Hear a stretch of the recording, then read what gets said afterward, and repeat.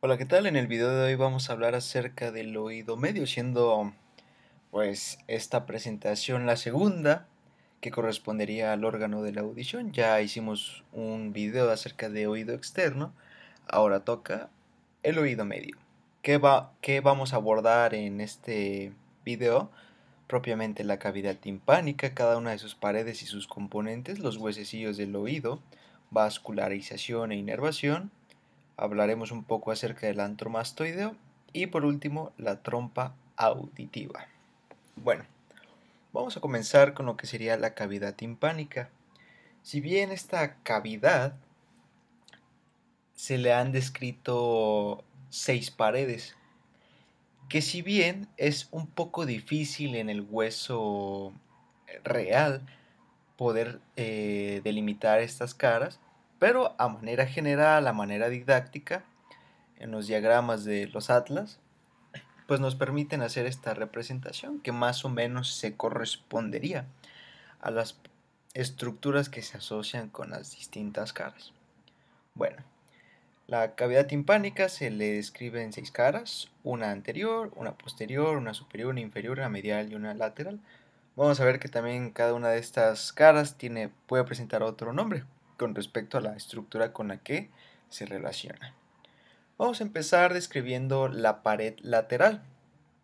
Si se fijan en esta imagen, la pared que nos faltaría sería la lateral, por eso es que podemos observar todo el interior. Y bueno, ¿a qué se corresponde la pared lateral, también denominada membranosa? Pues básicamente vamos a encontrar esta membrana de aquí, que se le conoce como membrana timpánica. Si se fijan en esta imagen de acá, a comparación de la anterior, ahora lo que se quitó es la pared anterior. Y así sí podemos observar la pared lateral. Bueno, la membrana timpánica es, vaya, una membrana circular, delgada y que inclusive puede tener un tono transparente, gris, nacarado, inclusive llegar hasta un poco azul combinado con gris. Bueno, esta membrana se orienta hacia la cavidad del conducto auditivo externo formando un ángulo. No es completamente vertical, aquí lo podemos observar. Presenta aproximadamente un ángulo de inclinación de unos 40-45 grados con respecto al eje inferior. Aquí lo podemos observar, si trazamos aquí un eje y con respecto al eje vertical, más o menos son 45 grados los que estaría inclinado la membrana timpánica hacia el lateral. Bueno, esta membrana timpánica se inserta en una parte del hueso temporal, una parte que nosotros ya habíamos descrito en el anterior video, que sería la porción timpánica de este hueso, justamente en el surco timpánico de esa porción. Muy bien, si recordamos un poco acerca de la disposición de la porción timpánica del hueso temporal, hay que recordar lo que era el anillo timpánico, que este pues se desarrolla, pero si recuerdan, en su parte superior estaba desprovista y por lo tanto toda la membrana timpánica toma inserción en lo que sería el hueso, pero también en esta porción desprovista, pero eso va a hacer que la membrana timpánica presente dos porciones que la vamos a describir. Aquí podemos observar en el punto superior como uno de los huesecillos del oído, denominado martillo, va a tomar inserción en la membrana timpánica y a través de sus apófisis laterales, que más adelante vamos a describir más a fondo este huesecillo, va a formar unos pliegues, unos repliegues de la membrana timpánica. Y si ustedes pueden observar, estos repliegues se corresponden a la zona donde terminaría la zona de inserción de la membrana timpánica en la porción timpánica del hueso. Toda esta porción de aquí, de la membrana timpánica, también se le conoce como porción tensa o pars tensa de la membrana timpánica. Y lo que se encuentra por arriba, esta pequeña porción de aquí, se le conoce como porción flácida o pars flácida o su respectivo epónimo como membrana de Shrapnel. Bien, Si nos vamos a la cara lateral de la membrana timpánica, no en el centro completamente, sino un poco más inferior, podemos encontrar una pequeña eminencia que se correspondería al vértice de la inserción del martillo, su extremo inferior. Forma aquí un pequeño centro que se le conoce como el ombligo de la membrana timpánica. Muy bien. A partir de este ombligo nosotros podemos dividir a la membrana timpánica en cuadrantes. Y por lo tanto, pues un cuadrante pues tiene 4 cuadros, vaya. Dos posteriores, porque recuerden que estamos viendo una vista lateral. Esto sería posterior, esto sería anterior, esto sería superior y esto sería inferior. Por lo tanto, los dos cuadrantes posteriores sería póstero superior, el cuadrante póstero inferior, antero superior y antero inferior. Muy bien, en el cuadrante póstero superior a veces podemos observar el relieve que puede formar la rama larga de lo que sería el yunque. En el cuadrante póstero inferior también es en donde generalmente se hacen las punciones o es el cuadrante para drenar si hay un proceso de inflamación que esté produciendo pus. Por aquí se puede quitar, como diría, drenar pues, esa zona de supuración. De los cuadrantes anteriores, el que puede tener un poco de relevancia en la otoscopía es el anteroinferior. ¿Por qué? Porque al momento de que incide la luz del otoscopio a la membrana timpánica, suele generar este pequeño triángulo que se le conoce como triángulo luminoso o triángulo de Pulitzer, que pues no es nada más que una reflexión que hace la luz del otoscopio que se representa en la membrana timpánica. Muy bien, la membrana timpánica tiene tres capas, una capa media que es fibrosa, una capa cutánea, que es la que estaría viendo hacia el conducto auditivo externo, esta de aquí, y la cara interna sería la capa mucosa, como lo dice su nombre, pues cubierta por la mucosa de la cavidad timpánica. Las arterias y los nervios que irrigan e inervan esta membrana van a proceder de las arterias timpánicas, que más adelante pues, se las voy a enseñar cuáles son y cómo es que llegan aquí. Muy bien. Ya por último, la membrana timpánica puede presentar dos relaciones. Cuando toma inserción superiormente en la porción timpánica del hueso temporal, este hacia arriba crea un pequeño espacio, algo que se le conoce como el receso epitimpánico, o también denominado ático, justamente por arriba. Y hacia abajo también podemos encontrar otro pequeño receso, obviamente hablando dentro de la cavidad timpánica, pero asociándose con lo que sería la membrana timpánica, tendríamos el receso hipotimpánico. Básicamente serían los recesos relacionados con la membrana timpánica. La siguiente cara que describimos pues es la pared medial, esta que vemos al fondo, o en la imagen de la izquierda pues sería todo esto que veríamos.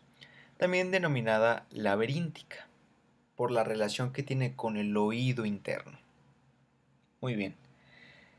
La primera estructura que nos llama la atención pues es esta prominencia y que justamente se le denomina así, promontorio, que es una saliente ósea que si bien esta se corresponde a una de las vueltas de la cóclea, que forma parte de lo que sería el oído interno, que lo veremos en otro video, pero bueno, este es nuestro punto de referencia. En su parte inferior del promontorio podemos observar un pequeño surco, que a lo mejor aquí se ve un poco, que aquí es una imagen un poco más didáctica. Este surco pues va a contener lo que sería el nervio timpánico, y que justamente ese surco se continúa con el orificio del conductillo del nervio timpánico, que su respectivo epónimo es conducto de Jacobson. Hay que recordar que este nervio proviene del glosofaringio. Entra a la cavidad timpánica y en el promontorio, haciendo plexos con lo que serían las porciones simpáticas provenientes de la arteria carótida interna, también entran aquí a la cavidad timpánica y forman un plexo, algo que se llama plexo timpánico. Vamos a ver que de aquí va a emanar un nervio importante, que sería este de aquí, uno de los nervios petrosos, en este caso el nervio petroso menor, que se une al nervio auriculotemporal y este a su vez llegaría a lo que sería la glándula parótida para inervarla parasimpáticamente. Por debajo y por detrás del promontorio podemos encontrar este orificio que tiene justamente una forma circular y que se le conoce así, es la ventana redonda o también denominada ventana coclear, relacionándose con la rampa coclear de la cóclea del oído interno, que lo veremos en otro video, pero bueno, se le denomina ventana redonda. En esta ventana redonda va a estar cubierta por una membrana y que también ustedes la pueden encontrar como la membrana secundaria o tímpano secundario. Muy bien. Por arriba del promontorio y también hacia atrás encontramos igualmente otro orificio, pero un poco más ovalado, y que así se le conoce, ventana oval o ventana vestibular, por la relación que tiene con la rampa vestibular de la cóclea. Muy bien. La diferencia de la ventana oval y de la ventana redonda es que en la ventana oval va a estar relacionándose con la base del estribo, uno de los huesecillos del oído. Muy bien, si nos vamos un poquito hacia atrás, que si se fijan aquí lo toman como en la pared posterior, pero generalmente los libros como Testit, La Target, lo toman como entre el ángulo que se forma de la pared medial y la posterior, encontramos una pequeña eminencia en forma de pirámide, y que vaya, así se le conoce, eminencia piramidal. Esta eminencia es una saliente que en el cual, en el interior de esta va a estar el músculo estapedio, o el músculo del estribo, el músculo más pequeño del cuerpo humano. Y si se fijan, este nervio que vemos aquí, en todo su trayecto, se corresponde al nervio facial. Por lo tanto, el músculo del estribo, aquí podemos ver la relación que tiene con el nervio facial, está inervado por el nervio facial. Y se le dice músculo del estribo porque está en relación con el huesecillo del oído, que sería el estribo. Muy bien. Hacia adelante del promontorio y hacia arriba encontramos también una eminencia, como lo que pasaba acá atrás. En la imagen de la izquierda se correspondería a esto, que se le llama eminencia cocleariforme, o en otras palabras, en pico de cuchara. De esta eminencia, también dentro de esa eminencia, vamos a encontrar primeramente el músculo de tensor del tímpano o músculo del martillo, también lo pueden encontrar. Y que al final de la apófisis cocleariforme pues hay un pequeño orificio por donde estaría saliendo el tendón del músculo tensor del tímpano. Justamente lo que pasa aquí en la eminencia piramidal. Nada más que el músculo tensor del tímpano tiene otra inervación, en este caso es por el nervio trigémino. Muy bien. Hacia arriba y posterior al foramen oval o a la ventana oval o vestibular, podemos encontrar dos eminencias. La que se corresponde directamente por detrás de la ventana oval hace referencia al paso del nervio facial, simplemente este relieve que se forma, dando así pues el conducto facial o acueducto de Falopio, por donde estaría pasando el nervio facial. Y por encima y por detrás de este también podemos encontrar otro relieve en forma semicircular. Se dice que ese relieve se corresponde al conducto semicircular lateral, que forma parte de la porción vestibular del oído interno, que aquí la podemos ver en esta imagen de acá. Estaríamos viendo la eminencia que forma el conducto facial y por arriba de esta la eminencia que forma el conducto semicircular lateral. De la pared superior también se le denomina tegmentaria porque pues, asociada al techo. Cuando describimos el hueso temporal, habíamos dicho que en la cara anterosuperior del peñasco del temporal había una parte que denominábamos techo del tímpano. Pues justamente esa parte se asocia con esta pared, que es la pared superior o tegmentaria, que no tiene mucha relevancia, simplemente pues, que se corresponde al techo del tímpano y que su relación importante es que se encuentra en la fosa craneal media. Muy bien. La siguiente pared es la inferior, también denominada yugular. ¿Por qué? Por la relación que tiene con el bulbo superior de la vena yugular interna. Esa sería su única relación, importancia o descripción de esta pared. La siguiente pared es la pared posterior, también denominada mastoidea. Si ustedes se pueden observar en esta pared posterior, hacia arriba, podemos encontrar un orificio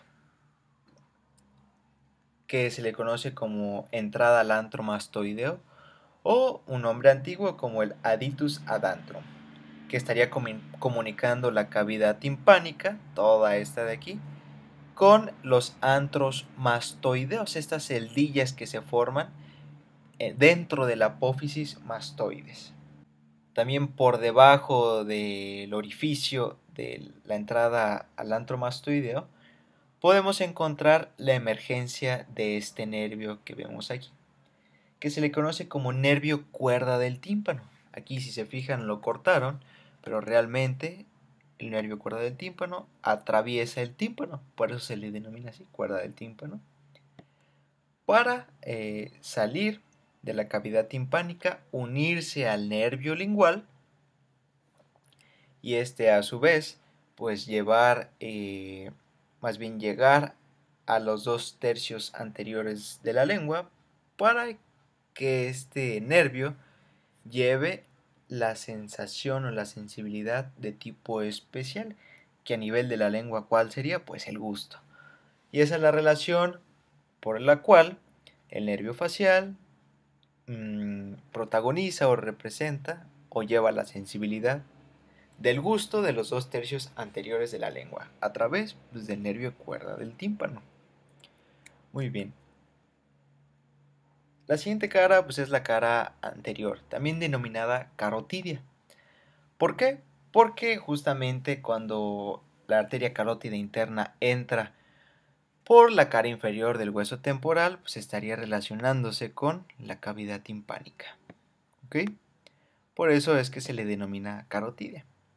Muy bien. De esta cara podemos decir que tiene el músculo tensor del tímpano, que esto ya lo describimos también en la pared medial. Como les comentaba, como son estructuras que ni se ubican tan medial, pero también ni tan anterior, por eso es que se describen en las dos caras.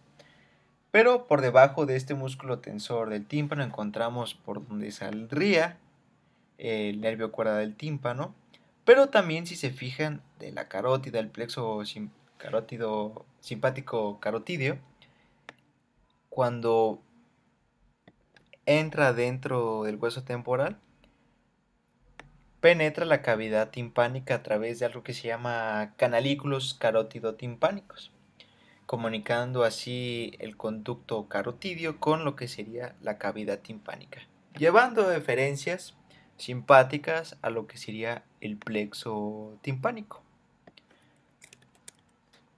Muy bien. Lo siguiente que tenemos que describir son los huesecillos del oído. Los huesecillos del oído son muy fáciles, son tres, que de medial a lateral se corresponden al estribo, al yunque y al martillo. Muy bien. Al martillo le escribimos una cabeza, seguida de un cuello corto y un poco más estrecho, y hacia abajo por algo que denominamos manubrio del martillo. Y entre el manubrio y la cabeza encontramos dos apófisis, una lateral que es corta y gruesa, relacionándose con la membrana timpánica, y una apófisis larga y delgada. Muy bien. Del yunque también le describimos tres porciones, perdón, el cuerpo, que se sitúa en el receso epitimpánico, y que de este cuerpo sale una rama corta, que es superior, y una rama larga, que esta es vertical y se dirige hacia abajo, y por lo tanto destinada a articularse con la cabeza del estribo. También hay que decir que el yunque en su porción lateral va a estar articulándose con la cabeza del martillo. Y ya por último tenemos al estribo, que es el hueso más pequeño de todo el cuerpo humano, y de estos tres huesecillos, vaya, yo creo que se entendió con todo el cuerpo humano. Que bueno, de estos describimos una cabeza que se articula específicamente con apófisis lenticular. Me faltó decir que el extremo de la rama larga del yunque se le denomina apófisis lenticular. Pero bueno, tenemos la cabeza del estribo y que de esta cabeza salen dos arcos o dos ramas, una rama anterior y una rama posterior que estarían uniendo la base del estribo. Y si se fijan, pues se le denomina estribo porque sí parece pues, un estribo de los que usan en los caballos. Muy bien. Recuerden que la base del estribo está en contacto con la membrana, con la ventana oval, que en fisiología pues tiene un trasfondo de la conducción a través del movimiento mecánico de estos huesecillos cuando reciben las ondas sonoras. Pero bueno, este es un video de anatomía, que seguramente les subiré un video de la fisiología de la audición. Muy bien. Los huesecillos, como ya se los mencioné, se articulan entre sí. El martillo con el yunque, también denominada incudo-malleolar, que es una articulación de tipo celar. Y la articulación del yunque con el estribo, también denominada íncudo-estapedial, que esta última pues es una articulación de tipo esferoidea. Muy bien. ¿Qué ligamentos van a estar uniendo estas articulaciones? Pues básicamente cápsulas articulares. Pero también vamos a encontrar ligamentos extrínsecos, como por ejemplo el ligamento superior del martillo, el ligamento superior del yunque, ligamento lateral del martillo y los propios músculos que estarían fijando los huesecillos. En este caso, el tendón del músculo tensor del tímpano. En el caso del estribo, pues el músculo del estribo o músculo del estapedio. También aquí observamos otro ligamento, que es el ligamento posterior del yunque. Pues vaya, serían esos ligamentos los que de cierta manera estuviesen, ¿cómo lo digo?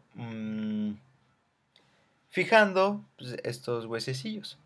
También en la base del estribo podemos encontrar un pequeño ligamento que taparía toda la porción, que se le conoce como ligamento anular del estribo. Perdón. Muy bien.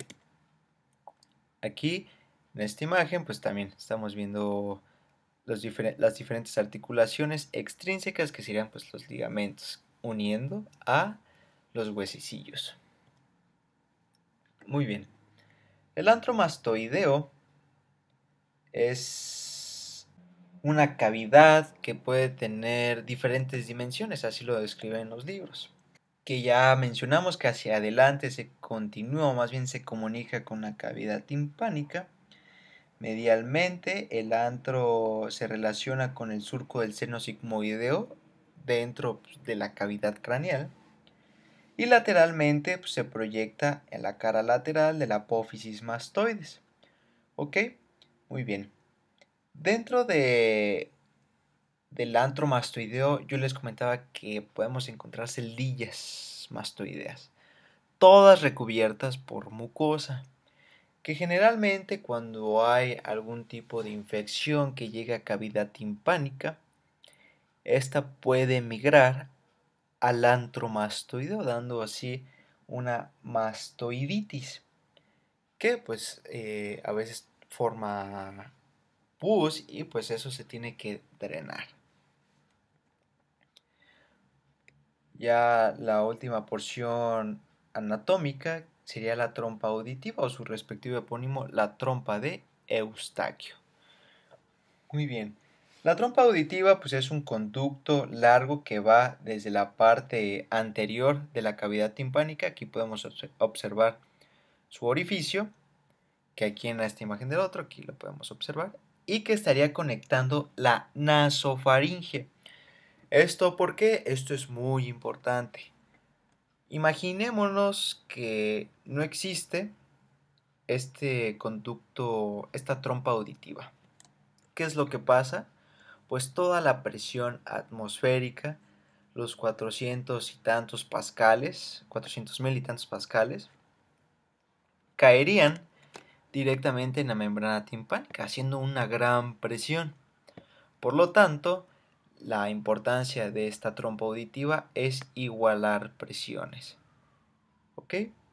Sería su importancia. Es por eso que cuando sentimos que se nos tapa la nariz y nos tapamos las fosas nasales, las narinas, e intentamos sacar aire por la nariz, sentimos como de cierta manera se nos destapan los oídos por la relación que tiene con la trompa auditiva.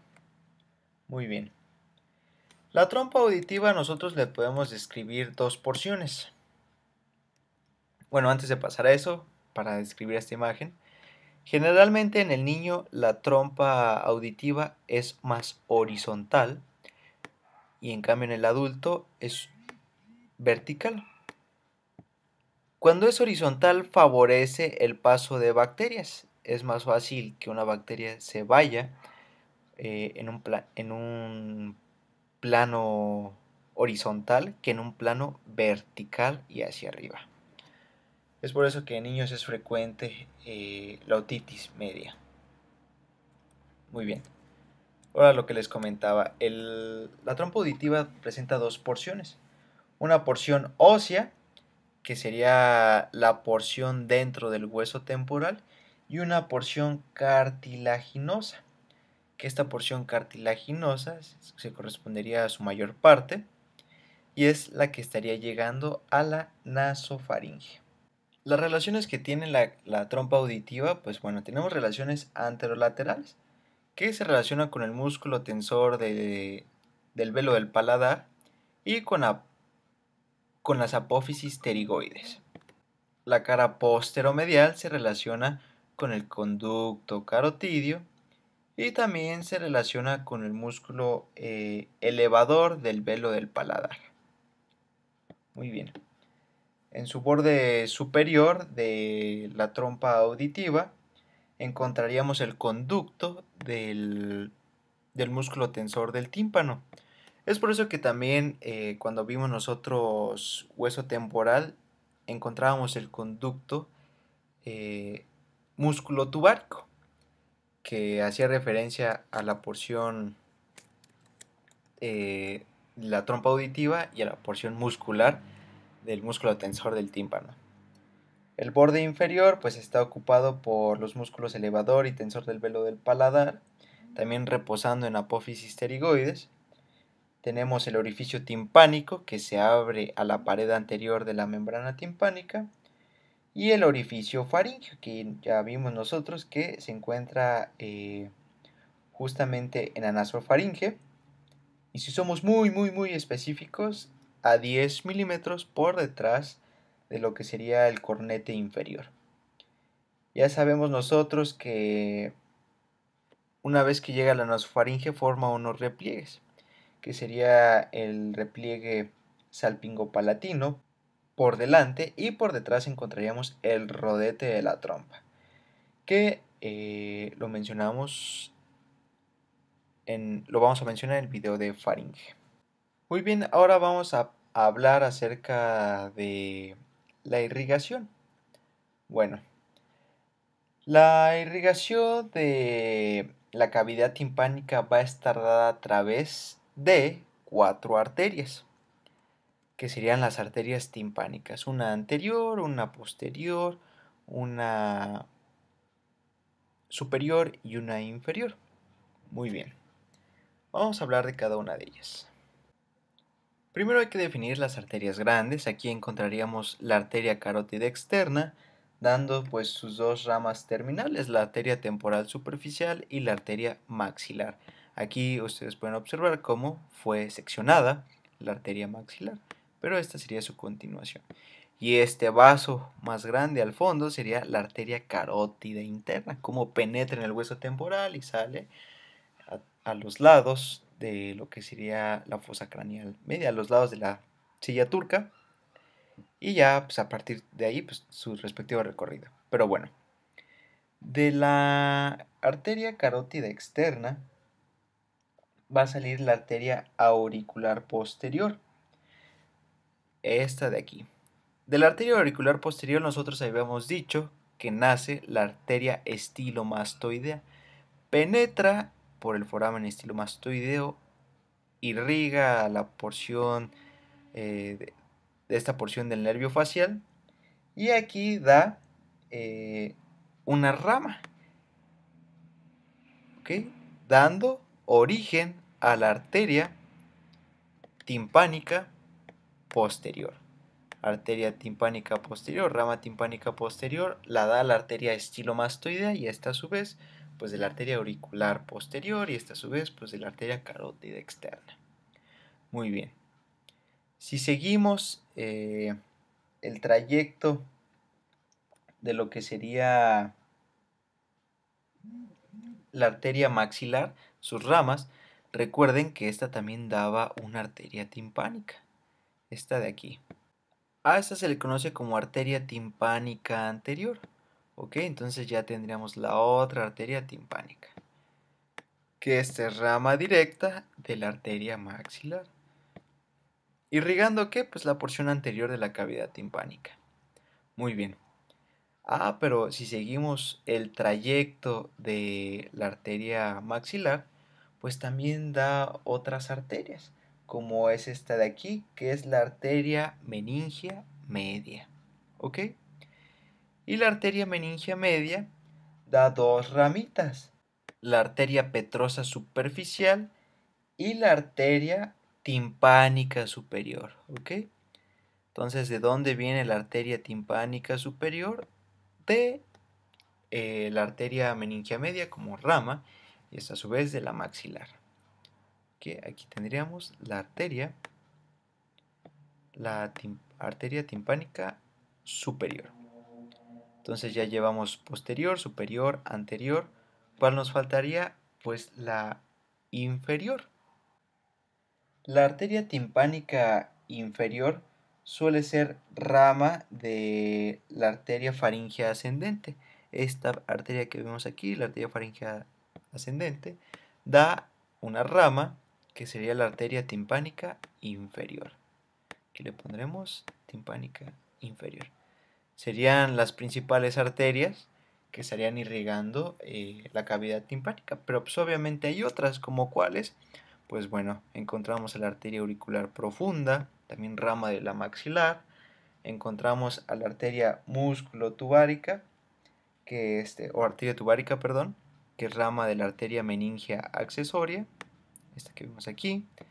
También la propia carótida da unos pequeños ramitos, que son las arterias carótido-timpánicas, en conjunto con los nervios. Y bueno, sería básicamente ello la irrigación de lo que sería la cavidad timpánica. Si hablamos del drenaje venoso de la misma, pues sigue en la disposición de las arterias.